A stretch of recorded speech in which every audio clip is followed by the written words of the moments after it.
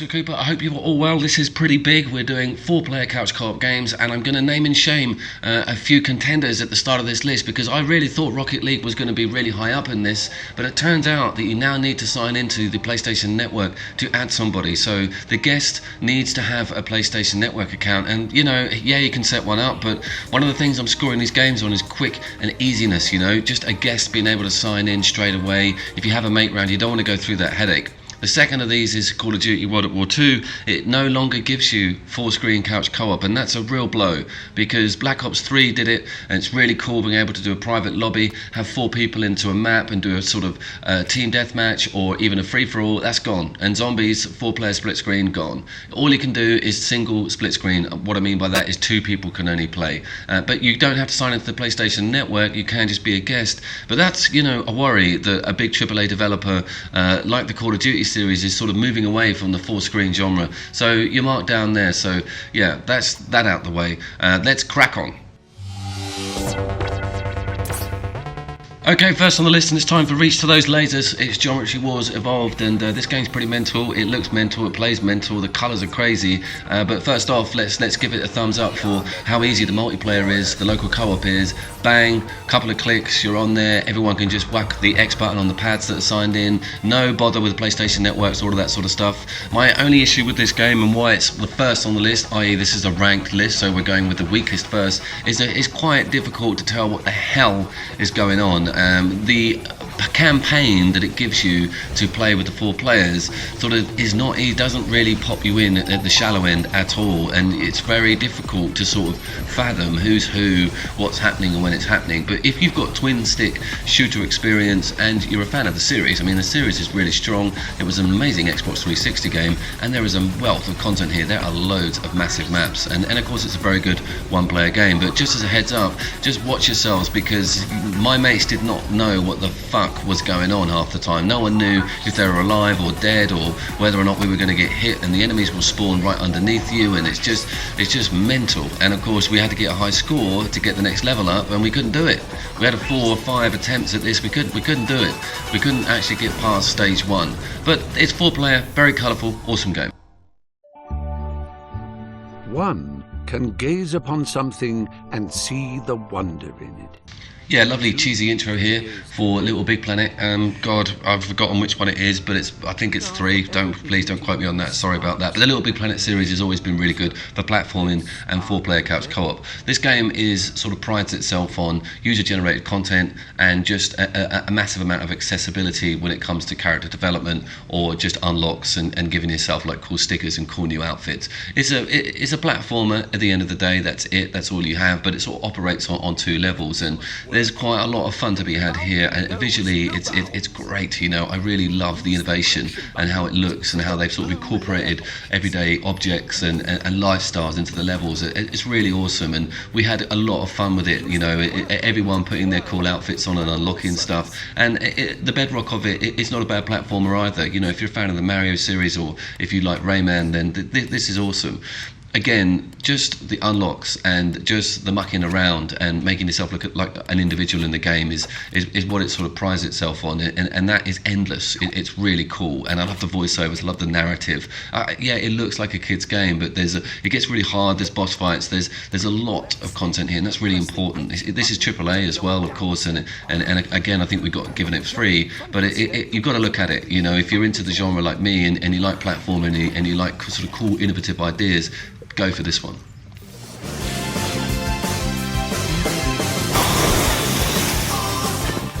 Alright, I'm kind of cheating, and I know you're like, what the fuck, this isn't 4-player. Well, it's 3-player, and it's Awesome Noughts, and you might think, why is he always going on about Awesome Noughts? Awesome Noughts is a very clever game, because on a number of different levels. First of all, aesthetically, it's got a huge amount of work behind it, and I love all the different characters and the animations, and just the creativity that they put into making everyone a little bit different. This is like a side-scrolling Overwatch game, and I know you think I might be billing that above it, but it actually is. You know, you're actually going across the map and unlocking stuff. Now this is the important bit.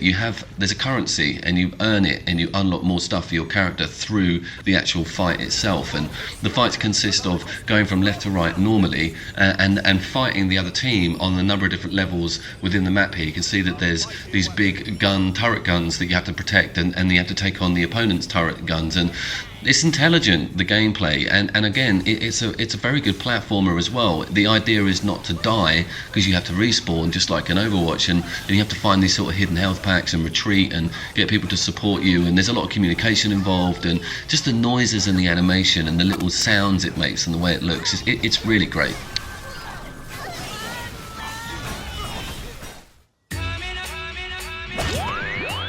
So Trailblazers is very new, and you may have seen it on a previous list I just brought out, but I wanted to talk about its 4-player capabilities, because we don't have a lot of decent 4-player races on the PlayStation 4, and it's nice to see new developers coming out with some cool ideas, and this is certainly a cool idea.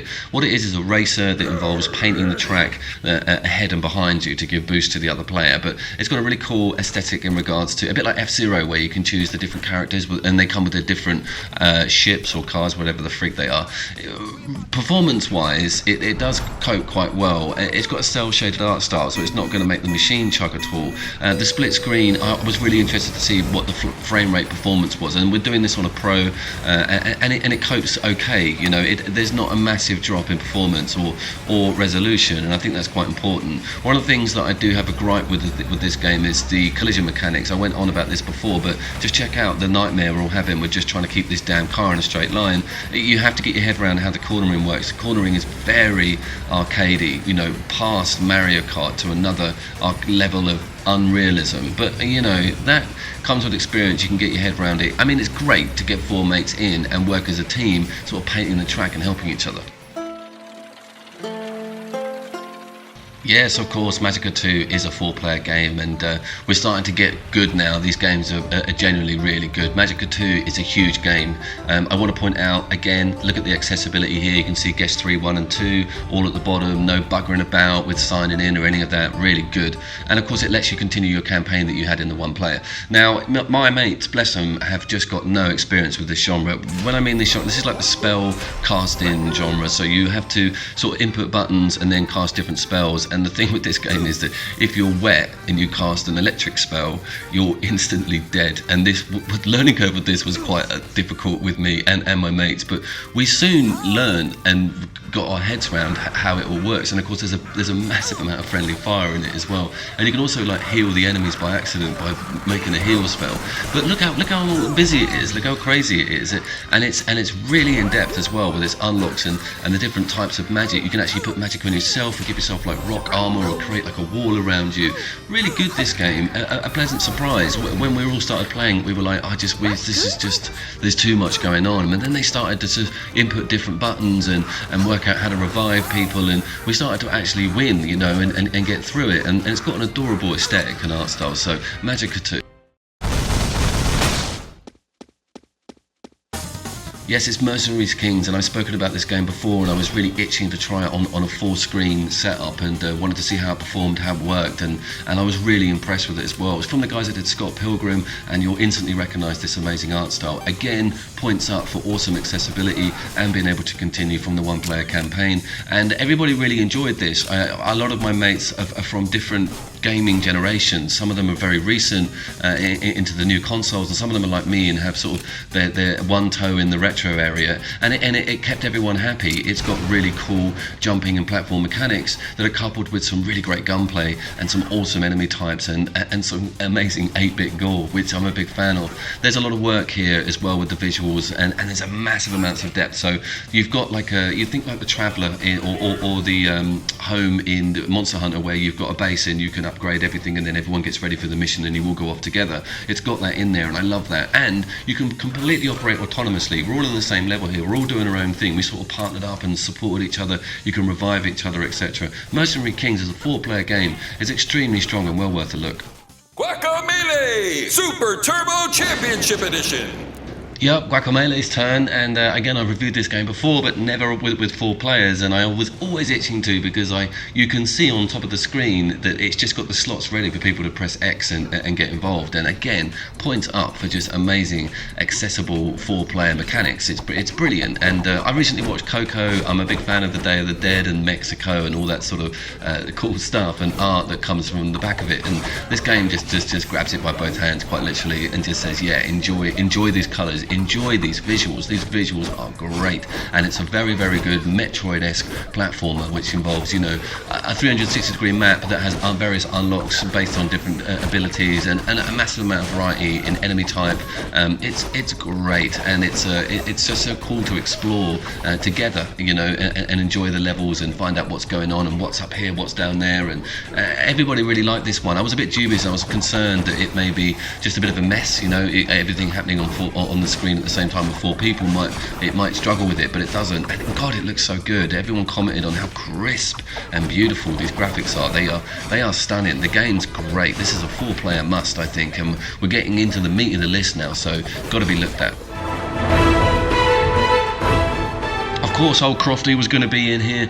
The Temple of Ceres is a well-renowned, brilliant local co-op game, but again, I hadn't tried it with 4 people, so I took the opportunity to on this session, and I am very, very impressed with this. This is a really, really strong title, and it still stands its ground. I think it's getting on a bit now as well, but we all love it because of the different weapon types, the RPG elements that are attached to it, so unlocks and specials and different weapons, and it's got this really cool idea with a grenade that you leave on the floor that you can actually detonate afterwards. So we have a lot of fun with that, with the friendly fire, and the puzzles in the game as well. They can cause all manner of issues because they're not simple, and they involve different characters with their different abilities to actually work in conjunction with each other. There's a really good example of that here, and we're trying to aim all our lights in the right place, and you can see Laura doing fuck all there in the corner, and that's me, I think, shouting at everyone to push the lasers the other way. We all got involved. Problem solving I loathe really in games, but I love doing it in this because they're so cleverly made,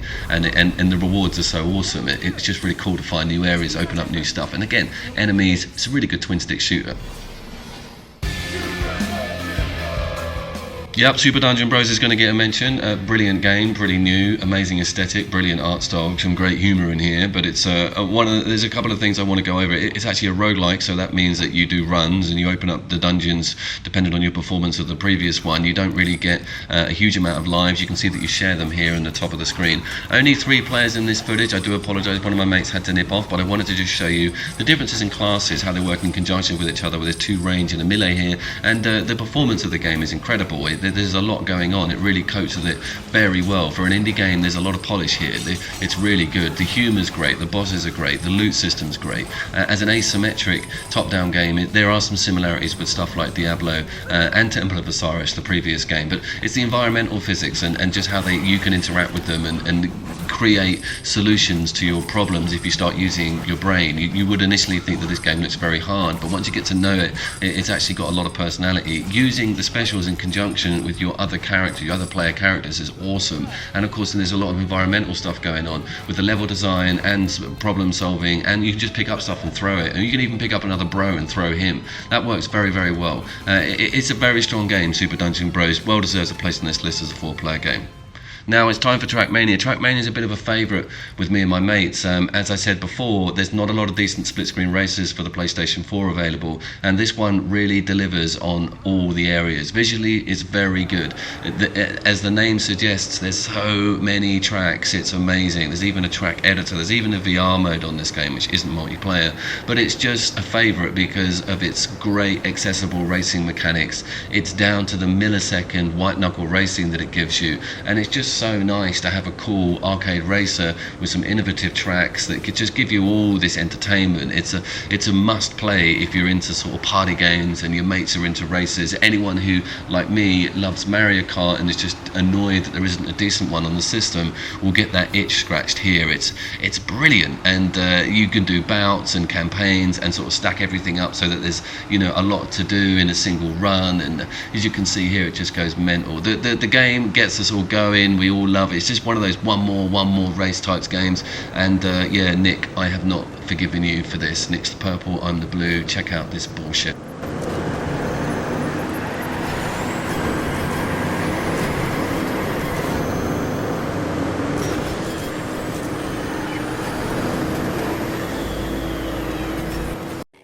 So now it's guns, gore and cannelloni, and I was very passionate about this game on a 2-player level, and I remember it being 4-player and thinking, oh, I must try that. And I wasn't really too excited about the idea at the start, but oh my god, I was in for a pleasant surprise here. Again, huge accessibility when it comes to guest players. You don't need to sign in, nothing. You just have to have your pads connected, job done, player selection, all that sort of thing. Now, it's a side-scrolling shooter, but it's got this amazing animation style to it, absolutely amazing, and it's set in an Italian Bronx that's had a zombie apocalypse come into it. So the one-liners from the characters are awesome. Weapon switches, grenades, health, it's all at the top there. Molotovs are in here, and it kind of reminds me of Contra, but slightly more in depth, and just the animations on the deaths and the way these zombies come at you from all the directions, it's phenomenal. Who are you and what the hell is going on here?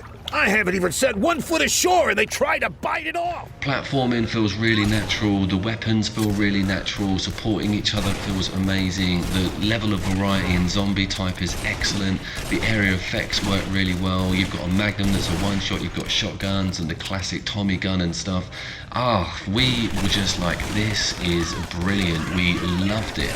Calling out zombies that are coming from a direction that no one's noticed, sort of jumping around and firing in the air as you land, and just popping a grenade over to a big group of zombies is just amazing. And it doesn't lose a beat when it comes to things getting busy on screen. Now, things get really busy on screen, and I was thinking, this game is just never going to cope. There was one bit of performance lag that we came up to, and it's on this section here. It was the most noticeable, with the frame rate just dropping slightly. But man, who's going to worry about that when look at the moving parts on screen with this game, and the gore, the way it all comes together, the way the characters work, the way everyone looks, the way it runs, how quickly it sort of everything is happening.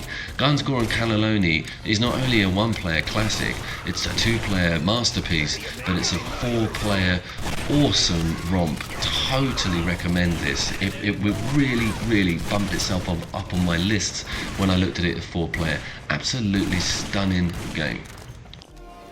Yeah, Gang Beasts has got to be spoken about, and it's number 3 on the list. And one of my mates said to me that this is a great game, but owning it is, a luxury that they may not want to get involved with. Well, and I think what they mean is that, it's awesome to have a little pick up and play, but to actually shell out $20 for a game like this is a little bit extortionate. I don't mind owning it because it goes on every time my mates come around, and anybody who knows anything about co-op gaming knows that this game is a true giant in the industry. I mean, its ragdoll physics and humour have propelled it to the front of the stage, because the stuff that goes on is just so unscripted and so hilarious that you're just in stitches. Everybody is, after playing this game for a couple of seconds. You're like, oh my god, this is just so funny. And the controls work very well. They're sort of easy to get your head around and tough to master. There's a few techniques in here, and of course it works online very well with your co-op buddy.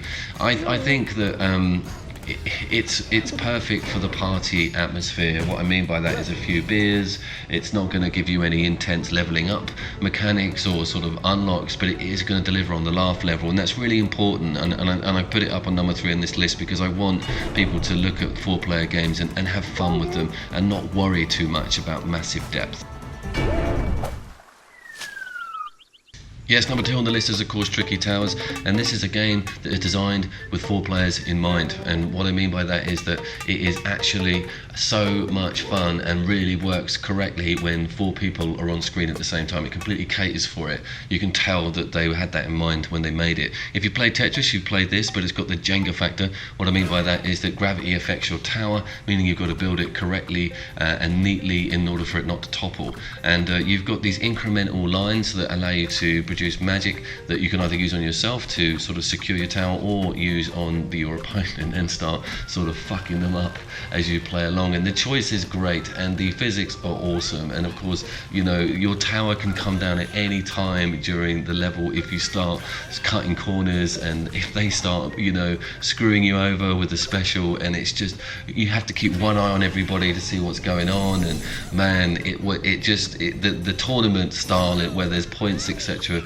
just gets better and better. Tricky Towers is a bit of a masterpiece in my eyes. It's accessible for all ages as well. There's no gore in here, but there's a lot of brains behind how this works, and a lot of clever decisions to be made on the fly with your Magicka, etc.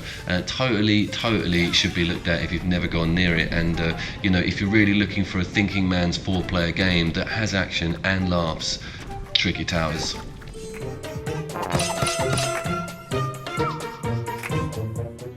Finally, here at the end, and of course, just as a disclaimer, this list is new. This list is a replacement or an update to an original list that I did, which I'll put in the description, which is 10 4-player couch co-op games. And you're probably, if you're up in arms going, why the hell is this number 1? Look at that other list first, because I guarantee the top 5 are the games that you're thinking about, and I purposely didn't repeat and put them on this list. But Gauntlet, wow, what a good port.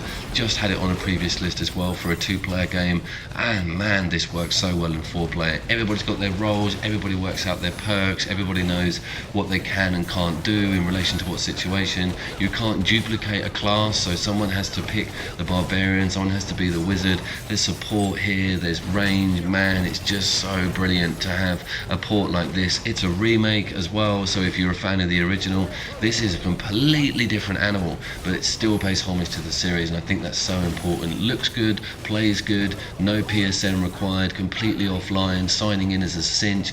There's development, weapon unlocks, upgrades, a currency system. What a brilliant game. Guys, thank you so much. I will see you all down there. Look after yourselves, and yeah, looking forward to the next video.